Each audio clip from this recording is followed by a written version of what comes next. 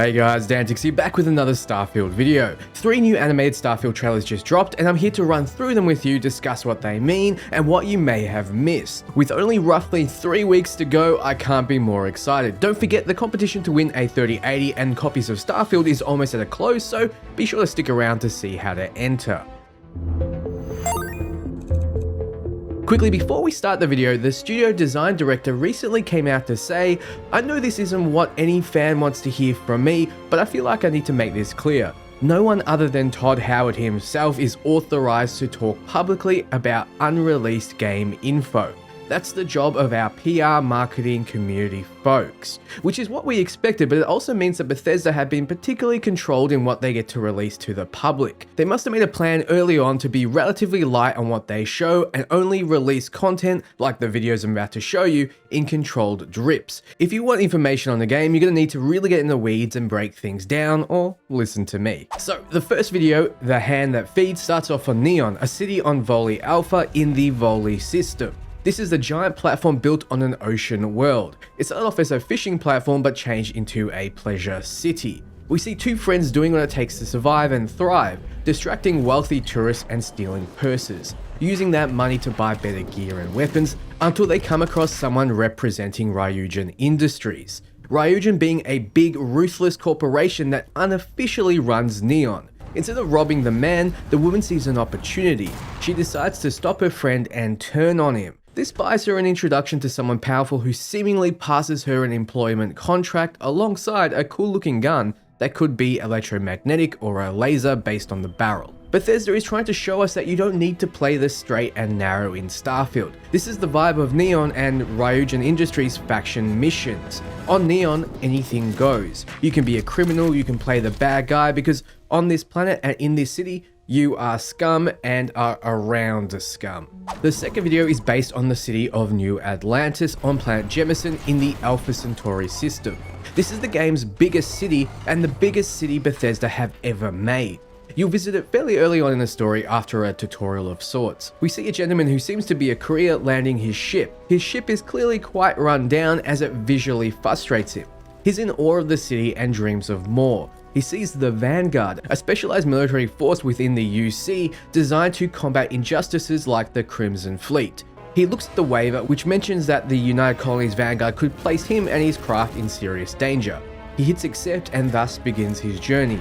He saves stranded ships and gets a few credits. His eyes light up, clearly he's found his purpose. He evades pirates, he makes an even bigger stack of credits, he takes out some more pirates and gets a stack of overflowing credits.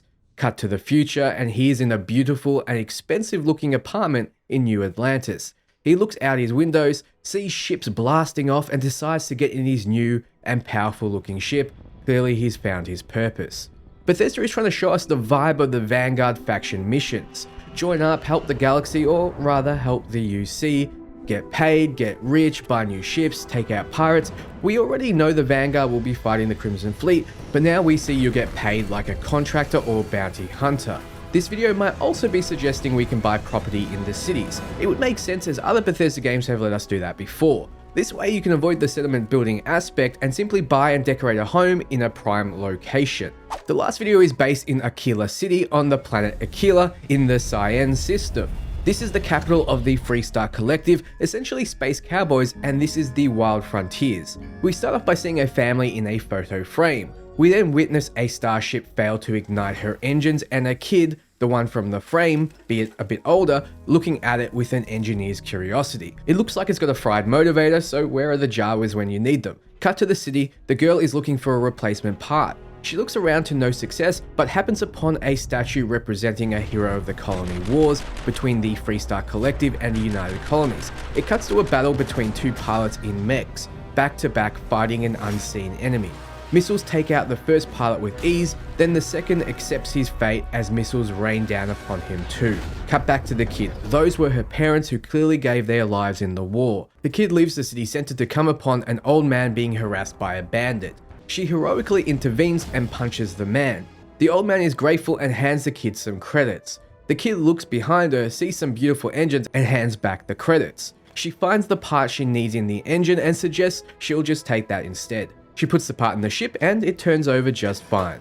It blasts into space and it cuts to the statue with a photo of her parents resting there. This one's a little less clear in terms of what Bethesda wants to show us. It's not a Freestar Collective faction storyline, but a background. Could this be the type of background your character can start with? I mean, you're typically not allowed to have parents in video games, but in this one there is a trait that allows you to have them even though you have to financially support them for some reason.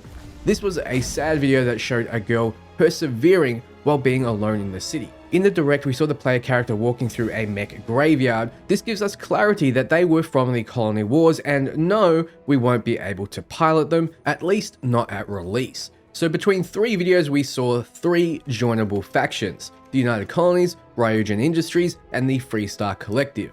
These 3 videos, if nothing else, gave us an insight into the theme and feel of each city they take place in.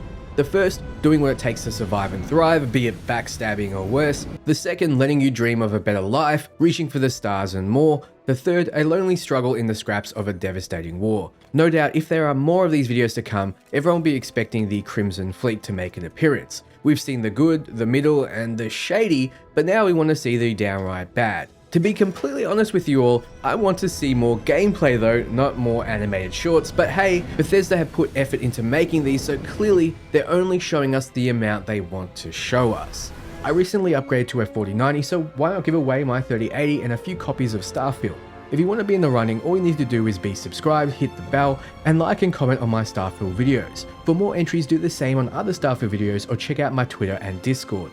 The winner will be chosen using RNG, so more entries give you more chances. Best of luck and thank you so much for watching. I'll be covering the game more than anyone else, so be sure to stay tuned. Ciao friends.